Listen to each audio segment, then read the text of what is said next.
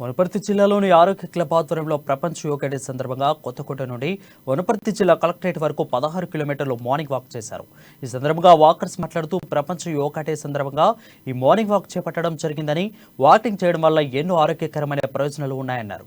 Walking చేయడం వల్ల దీర్ఘకాలిక సమస్యల నుండి ఉపశమనం ఉంటుందని, శారీరక సమతుల్యత కాపాడుకోవచ్చని చెప్పారు.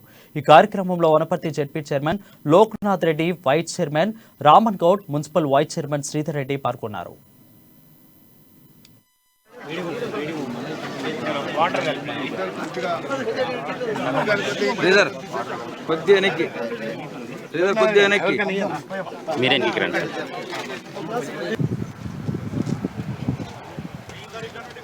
ఈ కొత్తకోట వాకింగ్ క్లబ్ అసోసియేషన్ వారికి వనపర్తి తరఫున మనస్ఫూర్తిగా అభినందనలు తెలియజేస్తున్నాము. ఇలాంటి ఈ కార్యక్రమము ఇదే పద్ధతుల్లో ఇంత మునిపే వామన్ గౌడ్ గారితో కూడా చెప్పినాను.